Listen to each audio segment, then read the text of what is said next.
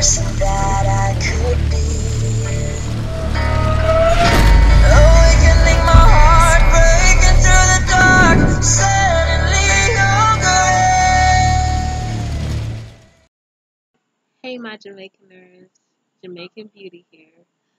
So, the topic of discussion today is me just basically explaining who I am.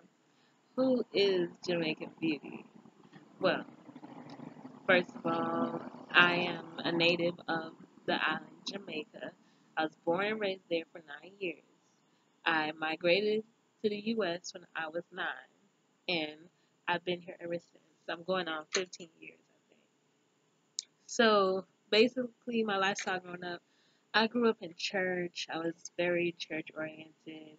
My family was very religious, spiritual, whatever you want to call it. And, you know, moving to the USA, I've always been, an introverted person. And then moving to a whole nother culture. I literally, I had culture shock at the age of 9, and no one really talks about the psychological effects that go along with that. But I had to, toughen up because I knew my mom was doing what she saw best for her family and giving us the opportunity that most Jamaican children never get to have. So I couldn't really complain, but the damage had been done. So being introverted as I was, it made me very receptive to being bullied, I guess, because on top of not understanding the accents and the language, I didn't really, you know, have any social skills, I guess. I was mainly closed in. Me and my brother, we were mainly closed in when we were younger. All the kids in the neighborhood always wanted to play with us, but my mom kept us in a safer environment, to keep certain stuff away. We would, hang out with certain people, but my mom was very particular about, who she let around us. So I was always picky with who I connected with, who I let get close to me, and everything like that. So when I came to America, it was easy for females to bully me. I mean, the boys love my accent, but I already have low self esteem because I wasn't so sure of myself. I was always the biggest person out of my friends, even when I was in Jamaica. And then by the time I got here, I was still big, obviously, but I was always beautiful. I just didn't feel that way because of how females treated me. The boys, they were young, stupid. They picked on me because they liked me. And I got that now, but they love my accent. And they always let me know that when I got here, the females didn't like the attention I was getting. I got that too. Whatever. I was killing them in education. Because when you're from a third world country, you have to think, you have to be one step ahead of the game. And by the time you get to America, you have so much to prove, so much to lose. Coming from somewhere, a country where there is almost nothing to look forward to, nothing to look forward to in life, nothing to strive for in life, no goals in life. To be in an environment where it's just violence, gangs, and anything negative that you can think about. When you get an opportunity to come to America, it's like heaven. And me and my brother, we just through school. Like, it was nothing. I didn't even have to second guess anything. I didn't even know I was really that smart until I graduated high school. Apparently, in high school, I got voted one of the smartest girls in school my 12th grade year. I didn't even know that. It's crazy. Anyways, I was killing it when I moved to the U.S. I was just, stacking up on them A's and them B's, president's list, honor roll, everything. I was that chick.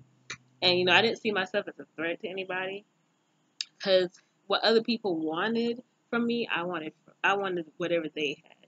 I saw other females that were social and out there and funny, and everybody laughed at their jokes, the class clowns. I wanted to be all that, but I was so introverted, and they wanted my smarts and my beauty, apparently. And it's just the way the world is. We always want what others have, and you have to realize the grass is never really greener on the other side, and if it is, it's probably fake. So so I came here. I've always been in church, as I told you. So my mom, she was Pentecostal in Jamaica. So when we moved here, we found a church that was Pentecostalism as well. And I love my Pentecostal family. They are amazing. I love them. But there was a lot of favoritism and just stuff that, reading the Bible and all that stuff growing up, I didn't see, myself staying there long term. I tried, and even with my personality, I was so introverted and awkward. I can admit that now. I was very awkward because I didn't have any social skills. I mean, I didn't because I was always closed in from an early age, so I didn't know how to interact and talk to people like that.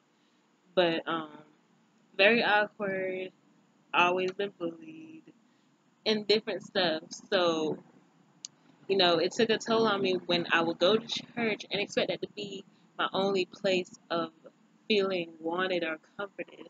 And it still turned out to be somewhere where I was very uncomfortable. I loved the group I was in, like Lauren, BJ, Brianna, Allison, Melanie. Like, I loved the little stuff like that. But there was like other people that just made me very uncomfortable. And that's just a whole nother story. We'll have to get into that later. But I'm just done with not religion as a whole. I'm done with the denomination thing and the extra stuff that goes along with it. I'm done with that because we came here to let our souls thrive, to let our spirit thrive. And, the world has just misconstrued it and turned everything into nothing, like, into nothing. We're supposed to be living our soul's mission, our soul's purpose. And people have just made it into something that it isn't. So I'm here to tell you that you don't have to feel like you're trapped in a box. You don't have to feel like you have to go to that church. You don't have to feel like you have to do this because this is what my parents brought me up in. This is your life and you only got one to live. If you never experience it for yourself, what do you have to share and tell other people? Like, what was your experience? Not what was your parents' experience. What was your experience? So that's why I left Pentecostalism because I didn't feel like I was living my truth. I didn't feel comfortable. I felt like I was missing out on the experiences I came here to have. So, with all that being said, in the midst of me having low self-esteem, being insecure, having culture shock that got never got, what's the word I'm looking for? Culture shock that never got seed to. No one ever, evaluated me, I guess. No one ever found out that there was a problem. No one ever thought to think that there was a problem. And I just, I don't know. I knew God for myself personally at a young age without the Pentecostalism. Like, I just knew there was a force stronger and bigger than me. And, I ran with that. So, now I touched on the basis of who I am, where I came from, the feelings I had growing up, you know, now I can touch on my weight loss. This was when everything in my life literally turned upside down. It was like, ah, God, you came down from heaven and you loved me. And I loved it. It was amazing. It was a 3-year process for me to lose the 50 pounds. It did not happen overnight. I did try the overnight thing one time where I was losing a pound a day. I ended up losing 30 pounds in 30 days, which is a month. I gained it right back in like 2 months plus some. So I had lost 30, gained 60 back.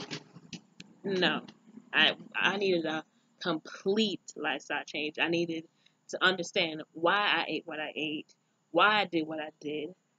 I had to learn my body. I had to know what exercises worked for me. I had to figure out what foods work for me.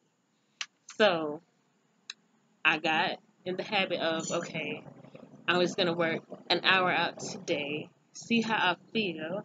I'm going to drink a little bit more water today, see how I feel, and then we'll go from there. That one day turned into 3 years. And by the end of that 3 year period, before I met my fiance and got pregnant, and up until that time, I was still working out strenuously. I was in the gym for anywhere between 3 to 6 hours a day, and that was on top of being a full-time college student at East Carolina University, but and working a part-time job at Kohl's.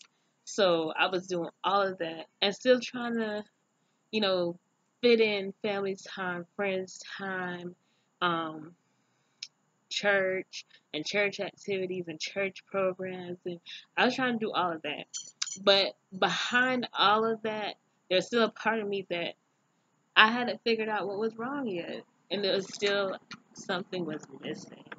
So I started getting on these dating apps because I was like, okay, well, I want to see what my results look like to the world, because the way you see yourself is really not how the world views you sometimes. And I lied to y'all not. It blew my mind. Like, I probably became an attention whore because of how much attention I was getting. Because I had never gotten that much attention before. But it was crazy. I was on like 3 or 4 different. I put up four. I meant five. I was on like 4 or 5 different dating apps, and I would get anywhere. I know on one app specifically, I can't remember the app's name, but I would get like 2,500 plus messages in one day from my pictures that I was uploading. And I wasn't like naked. These were just like poses in gym outfits or side shots or up shots. You know how we do. Just little things from different angles. I was never like completely naked or at all. I always had clothes on. And the response I got was mind blowing. Like, these men and women and couples. It wasn't just men and women. Couples were like, we want you. Where you at? What you doing? Call us right now. It was ridiculous. Like, I realized that my beauty was, it was great. God don't make no mistakes. I'm beautiful. What you thought? So, I realized the reason I went through everything I went through from elementary school through middle school through high school was because the beauty that God was making me into, it was going to come from the inside out. I had to figure out who Jody was from the inside out. That's why he separated me. I'm outside, y'all, and the sun's going down and the bugs are everywhere. He separated me from other people, even though most of the times I was just in my mind thinking negatively, that other people were thinking negatively about me, and people feed off of what you give them to feed off of, and people would feel that vibe, and they would, think negatively, because, we attract what we think about, and it was just a law of attraction.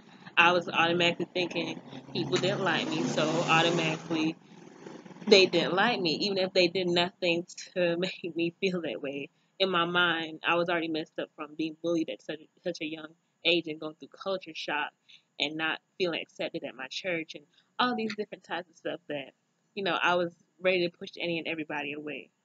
But it was easier for me to get closer to people that didn't know me because they weren't in person. They weren't seeing my awkwardness. They weren't seeing how socially inept I was. They didn't see all the extra stuff that people in my everyday life saw. So it was easier for me to show my physical self and be approved of. So 2,500 plus messages a day, and that's not accounting for the other 4 apps that I was on. I was getting like 100, 200 on each app every day. And I had some favorites. I was trying to keep up with it. But for the most part, it was a whole new world for me. And it did inspire me to work out harder and, to be more. It definitely did. So, all I'm saying is life changed dramatically for Jamaican Beauty. That was the beginning of my soul's real journey, what I came here to do. And I'm a light worker. That means I came to spread my light, to share my truths with the world.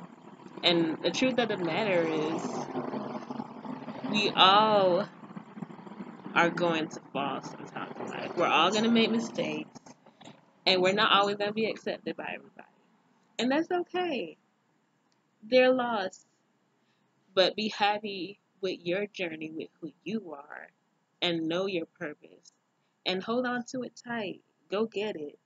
But this was just part one, y'all. If y'all really want to know, like, as far as me starting my fitness modeling thing, I was about to be a Zumba instructor, um, and all the other stuff, like messages that men were sending me and females. Um, if you want to know all that stuff, you need to stay tuned. You need to go subscribe to Jamaican Beauty because you need this beauty in your life. Come on now. Anything to brighten up your day, I'll brighten up your day. Come on, subscribe to me. I will make it worth your time. Love y'all.